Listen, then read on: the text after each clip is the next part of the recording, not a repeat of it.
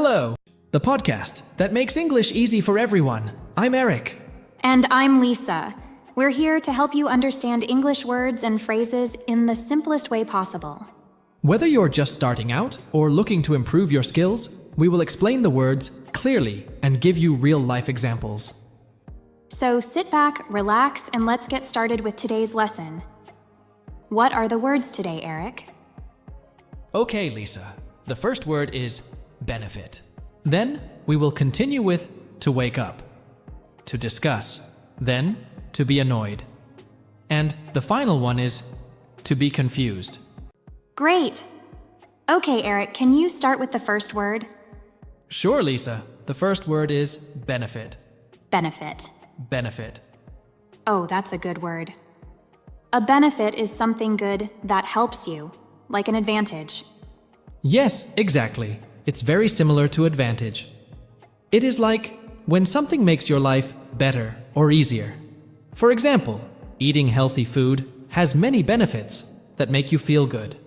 Let's use benefit in a short dialogue. Imagine two friends talking in a park. Hey Tom, have you started using the new health app I told you about? Yes, I have. It's really great and has a lot of benefits. I am writing down what I eat and how much I exercise. That's good to hear. What benefits have you noticed? Actually, yes, I feel more energetic and I've lost some weight too. That's wonderful. Following your routine can be very helpful for your health. That was a nice example. So, Tom saw the benefit of using the health app because it helped him feel better and lose weight. Now, Lisa, can you think of something that is a benefit of learning a new language? You can meet people from different countries if you learn a new language. That's a big benefit, right? Absolutely. Understanding and speaking another language can open up so many doors for you. Or, can you think of the benefits of exercise, Lisa? Sure. Exercise can make you stronger and help you sleep better. Those are important benefits. Yes, they are.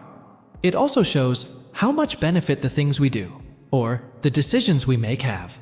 Try to use the word benefit in your own sentences and think about the benefits in your life. Right. Today, we learned about the word benefit. Remember, a benefit is something good that helps you. Okay, let's move on to our next word. What is the next word, Eric? The next word is to wake up. To wake up. To wake up. To wake up means to stop sleeping and become awake. For example, I usually wake up at 7 o'clock in the morning. That's right, Eric. Now, let's have a sample dialogue using to wake up. Tom, it's time to wake up. You'll be late for school. Just 5 more minutes, Mom. I'm still sleepy. No, Tom. You need to wake up now and get ready. Breakfast is waiting for you. Okay, Mom. I'm waking up now.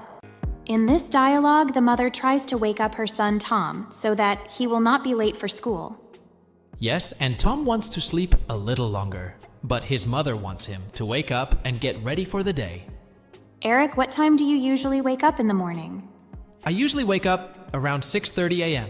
How about you, Lisa? I wake up a bit later, around 7:30 a.m. Do you find it easy to wake up in the morning? Not always. Sometimes I feel very sleepy and want to stay in bed longer. But I know I have to wake up and start my day. What helps you wake up in the morning, Lisa? I find it very useful to set an alarm and put my phone away from my bed. When the alarm goes off, I have to get out of bed to switch it off, and this helps me to wake up. That's a smart idea. It makes you get up and really wake up. Do you use the sleep button? Sometimes, on weekends, I might press the snooze button once or twice. What about you, Eric? How do you wake up early? I drink a big glass of water before I go to bed. It helps me wake up early and feel energetic. Interesting. Drinking water is a good tip. It seems healthy and helpful for waking up. Exactly, Lisa. Okay, we learned that waking up is a very simple but important part of our day, and there are many different ways to do it. Right, Eric. Waking up early can be easy for some people and hard for others. But it's important to find which ways are best for you. Well said, Lisa. Thanks for the great conversation about to wake up, Eric. You're welcome, Lisa. Now, let's move on to the next word. The next word is to discuss. To discuss. To discuss. Great word, Eric. To discuss is a verb that means to talk about something with someone, to share information or opinions. It's a way to share your ideas about something. Exactly, Lisa. Now, let's give our listeners an example dialogue to help them understand how to use to discuss in a conversation. Sounds good. Here's a sample dialogue between two friends.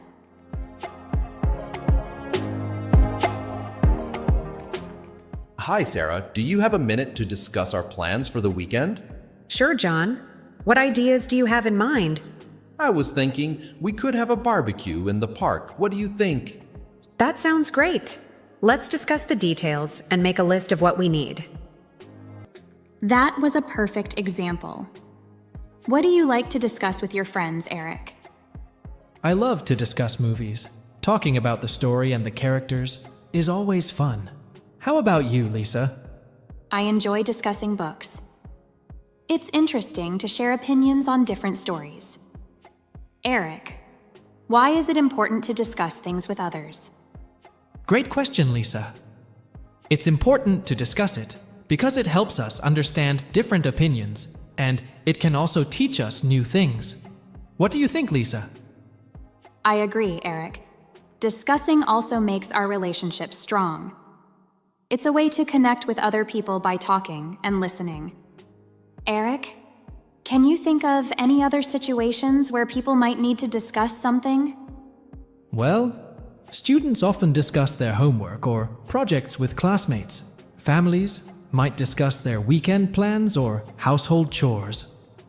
Those are good examples, Eric. Or, friends might discuss their hobbies like books or movies they enjoy. True. Discussing is a big part of our daily lives and relationships. It sure is. Thanks for explaining the word to discuss, Eric. I think our listeners will find it helpful. I hope so, Lisa. Let's move on to the next word. It's to be annoyed. To be annoyed. To be annoyed. What does to be annoyed mean, Eric? To be annoyed means to feel bothered or upset because of something or someone. It's not a strong, angry feeling, but it can make you feel a little upset. Oh, I see. Can we have an example of dialogue with the word annoyed? Of course. Let's set the scene. Imagine you're in a library and you are trying to study. Why are you talking so loudly? It makes me really annoyed. I'm trying to study here. Oh, I didn't realize I was being loud. Sorry about that. It's fine, but it was really annoying. That was a good example. Alice was trying to study and Bob was talking loudly. Alice felt annoyed because it was hard for her to study. Exactly, Lisa. What about you? Do you sometimes feel annoyed? Yes, sometimes when I'm reading and there is a lot of noise, I feel annoyed. What about you, Eric? Same here. I get annoyed when I'm trying to work and my cat jumps on my desk and blocks my computer screen. That sounds cute, but annoying at the same time. Yes, it is. So, annoyed is used to express that something or someone is making us feel slightly upset or irritated. Also, it's not just about what others do. Situations can make us feel annoyed too. Correct. It's important to express anger calmly and politely, as Alice did in our example. Definitely. Well, that's all for today's word, to be annoyed. Thanks for explaining, Eric. No problem, Lisa. Thank you all for listening. Remember, feeling annoyed is normal, but how we handle it makes a difference. Let's move on to our last word. What is the last word, Eric? The last word is to be confused. To be confused. To be confused. To be confused means to be unsure or unclear about something. When you are confused, you don't fully understand what is happening or what someone is saying. That's right, Eric. For example, you might say, I'm confused about the directions to the park. Here's a sample dialogue using to be confused. Hey Mary, what would you like to order? I'm confused by the menu. There are so many options. What do you recommend? Yes, it makes me confused as well, but I know what I will eat. The spaghetti carbonara is my favorite. That sounds good. I think I'll try that.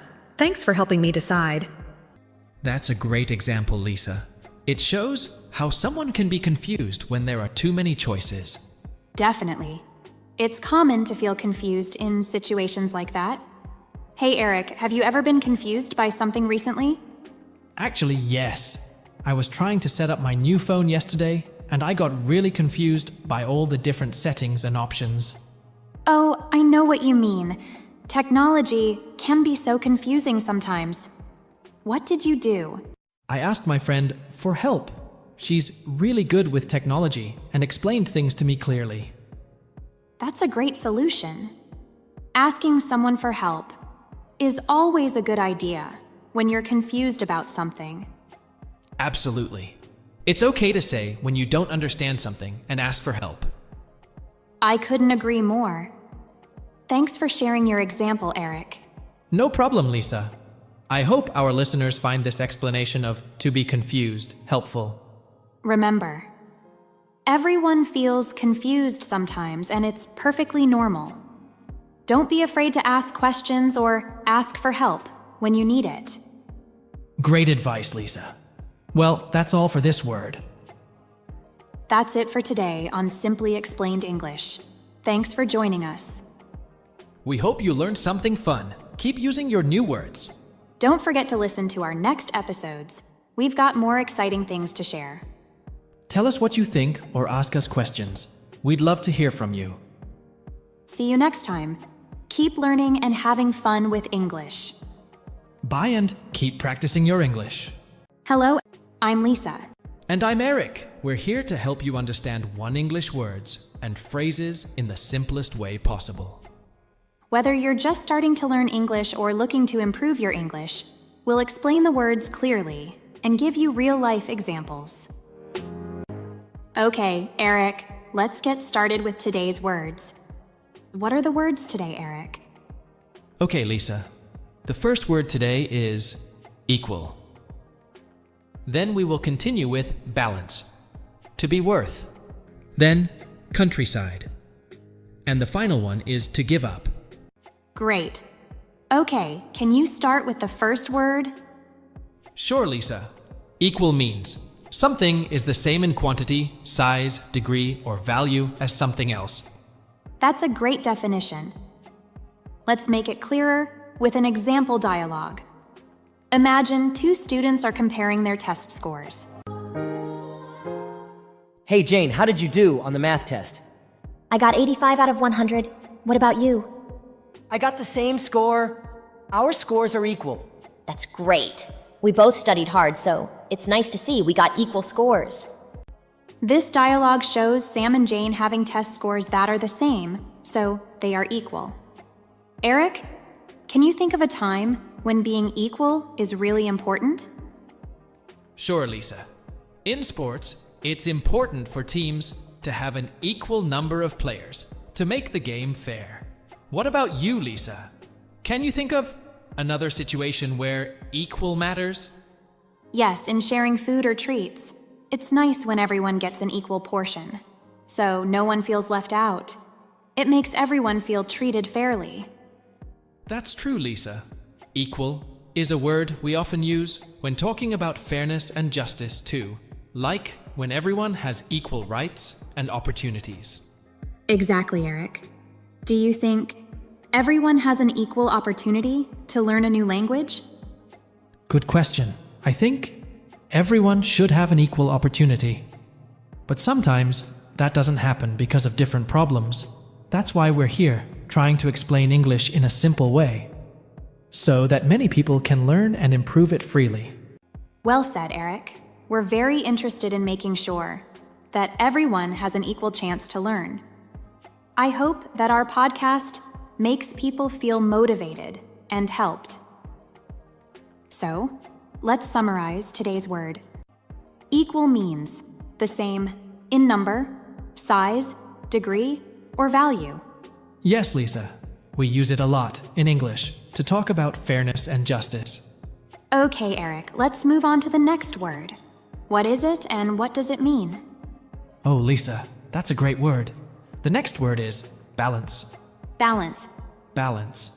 Balance means keeping everything equal, like not falling when standing on one leg or not focusing on one thing only. Can you give us an example of a dialogue where the word balance is used? Sure. Let's say there are two friends, Tom and Alex. Tom is talking about how he manages his time. Hey Alex, how are you doing well in school? Do you still spend time on football and video games? Well, Tom, it's all about balance. I have a balanced plan every week. I try to find a balance between studying, training for football, and playing some games. That sounds clever. I'm always playing games, and then, late at night, trying to finish my homework. I guess I don't have a good balance between the two. Your activities should be in balance. This can help you feel less stressed and more successful. That's a good example, Eric. Balancing activities is very important. Absolutely, Lisa. Do you think it's easy to get a good balance in life? No, Eric, not always. It takes work and preparation, but it's worth it. Alex said that making a plan can be very helpful in the dialogue. Right. Do you find a good balance between your hobbies and work, Lisa? I try, Eric. Sometimes I have to change something to find a better balance, but it helps me feel happier and more relaxed. How about you? I'm learning to find balance better. Keeping the balance between what's important and what's not helps me make better use of my time. That's a good point, Eric. It's very important to have a balance of activities. Exactly. Do you have any final thoughts about balance before we move on, Lisa? Finding the right balance in different areas of your life can bring happiness and success. You should make an effort to find it. Well said, Lisa. That's all for balance. Let's move on to our next word. Okay, Eric, what is the next word? The next word is to be worth it. To be worth it means that something is good or important enough to make the cost, effort, or time right on it. Or, if something is worth it, it means it is good enough to make extra effort. For example, if you say, the movie was worth the wait, it means that the movie was so good that you don't mind waiting a long time to see it. Now, let's have a sample dialogue using to be worth it. Wow, the line to get into this restaurant is so long. We've been waiting for almost an hour. I know, but I heard the food here is amazing. I think it will be worth the wait. I hope you're right. I'm starving. That was incredible. The food was so delicious. See? I told you, it would be worth it. That's a great example, Eric. It shows how we can use to be worth it in a real-life situation. Yes, and it also shows that sometimes we have to wait or put in extra effort to get something we really want. Definitely. Can you think of any other situations where we might use this phrase? Sure. For example, if you study hard for a test and get a good grade, you could say, all that studying was worth it. That's a good one. Or if you save up money to buy something special like a new phone or a trip, you might say, it was expensive, but it was worth it. Exactly. It's all about deciding whether the end result makes an effort or cost right or not. I agree. It's important to think about whether something is really worth it before spending our time, money, or energy on it. That's a great point, Lisa. We should always consider if something is truly valuable to us before going after it. Thanks for explaining this word, Eric. I think our listeners will find it very useful in their everyday lives. You're welcome, Lisa. It's always a pleasure to share helpful English words and phrases with our listeners. Okay, let's move on to our next word. The next word is countryside. The countryside is the land outside of cities and towns. It usually has fields, forests, and farms. It's a natural and peaceful place. That's right, Eric. Let's see it in action with an example dialogue. Imagine a family discussing their weekend plans. What should we do this weekend?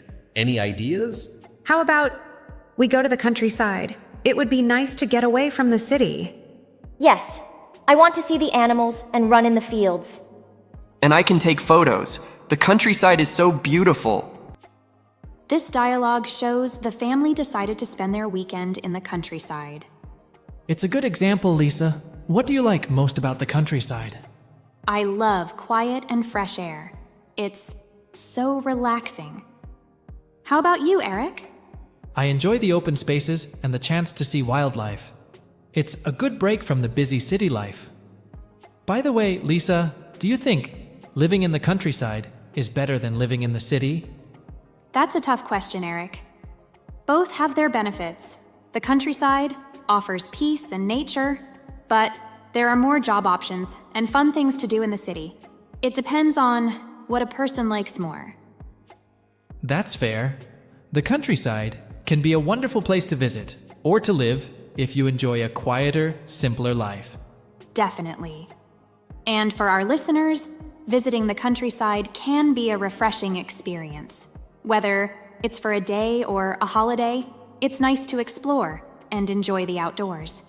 Well said, Lisa. Remember, dear listeners, the countryside is all about natural beauty, peace, and a break from the noise and chaos of the city. I think it's important to appreciate both the city and the countryside. They both have their own benefits. That's true. And it's always nice to take a break from your usual routine and enjoy something different. Definitely. So, let's summarize the word, Eric. Countryside refers to the rural areas outside of cities and towns, and it's often associated with nature and peaceful scenery. Yes, Lisa. And it's also a great place to get rid of the noise and chaos of the city. Great, Eric. So now we will explain our last word today. What is it, Eric? Our last word today is to give up. To give up means to stop trying to do something often because it's too difficult or because you don't think you can do it. When you give up, you stop making an effort to do something. Let's listen to an example dialogue between two friends, Sarah and Jamie, who are talking about their New Year's plans. Hey, Jamie, how are your New Year's plans going? Not great, to be honest. I really wanted to give up smoking, but it's been so hard. I understand. Stopping smoking is really tough, but don't give up just yet. Think about all the benefits of giving up smoking. You'll feel healthier, you'll save money, and you'll be proud of yourself for making your plans for the next year. You're right. Maybe I just need to try a different way to give it up. In this dialogue, Jamie is trying to give up smoking on his New Year's plan. Yes, but Sarah supports him not to stop trying to give up smoking. Giving up is not always a bad thing. Sometimes it's better to understand that something isn't working and give up. For example, when I realized I couldn't win the game, I decided to give up and try again next time. That's true, but it's also important to keep going and not give up too quickly. Absolutely. Do you have any tips for our listeners on how to stay motivated and not give up, Lisa? Yes, I do. One thing that helps me is to set small goals for myself. That way, I can feel motivated to keep going. That's a great idea. I also find it helpful to tell friends and family about my goals. They can provide support and encouragement when I need it. Definitely, Eric. So, let's summarize the word, Eric. To give up means to stop trying to do something often because it's too difficult or because you don't think you can do it. Yes, Lisa. It's important to remember that giving up is not always a bad thing. Sometimes you just need to keep going. Okay, listeners. That's all for today's episode of Simply English Explained. We hope you enjoyed our explanation of the English language and added new words to your vocabulary. Remember, language learning is a journey, not a race. So, take your time and enjoy each step. Join us again next time for more words, dialogues, and fun discussions. Until then, keep practicing, stay curious, and goodbye from all of us here. Bye-bye.